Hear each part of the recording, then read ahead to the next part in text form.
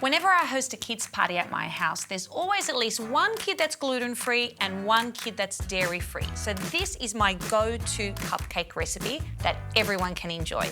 We're making beautiful chocolate olive oil cupcakes. They've got a really light, fluffy texture, and we've got a 3-ingredient olive oil icing that's just spectacular. We'll start with our batter. To a bowl, we add Dutch processed cocoa. Now, I like to use the Dutch process for an intense chocolate hit and really deep colour. Salt and chocolate are best friends. It enhances all those chocolatey notes. A light olive oil, so this is replacing butter in our cupcakes. When I'm baking with olive oil, I always go for a light one as opposed to a robust one. I don't want the olive oil to be too overpowering. There it goes. And some boiling water. This is actually our magic ingredient. What this does is it gives the sponge a really fluffy texture. So you're not going to end up with a dense, heavy cupcake. We just give that a quick mix.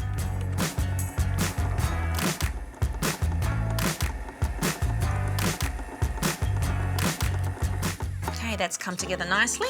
It's already looking really glossy.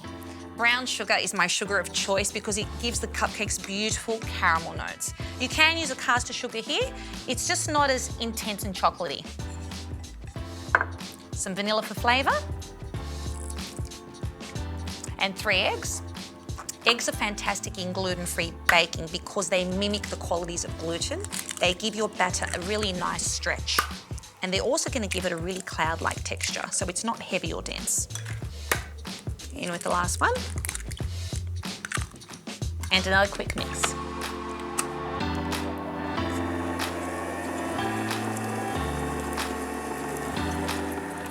That's blended well.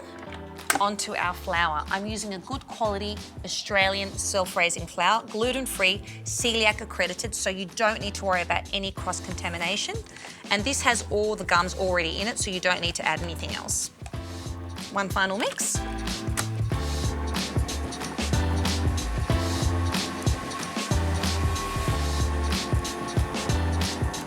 Our batter's ready.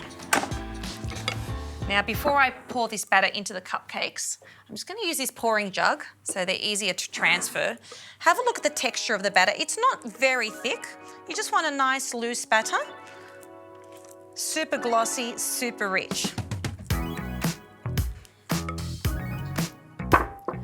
Okay, I'm only filling these cases 2/3 full because the cupcakes need room to rise. Just go straight in with our batter. How thick and glossy that is. Now, if you want to make these cupcakes ahead, they actually freeze really well. Just bake them, pop them in the freezer and thaw them out before your guests arrive. Okay, our last cupcake's done.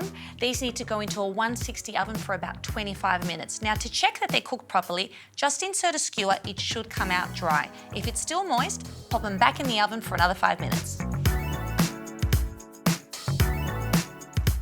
Now onto our delicious 3-ingredient icing. To a bowl, gluten-free icing sugar. Now ensure your icing sugar is gluten-free. Sometimes they do contain wheat starch, so just check the labelling. Dutch processed cocoa.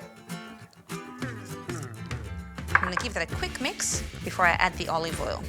Again, I'm using a light olive oil here. I don't want a robust one or it will overpower the other flavours. Just drizzle it in and look at how quickly this comes together. Now, I've made my cupcakes from scratch, but if you want to buy a good quality premix, you can find great gluten-free options in store now. Look at how luscious and glossy that is. Who'd guess that's made with olive oil? Now, onto icing. Start with this one. Now, you can just keep these plain with some olive oil icing, or you can garnish them with your favourite nuts and seeds, or sprinkles for the kids. I love them with fruit and a bit of nuts sprinkled on top. So to finish, some raspberries. Raspberries and chocolate go beautifully together. 1 raspberry on top of each. And a sprinkling of pistachio. Oh, look at that. That looks like something you'd find in a patisserie window. Now for the tasting.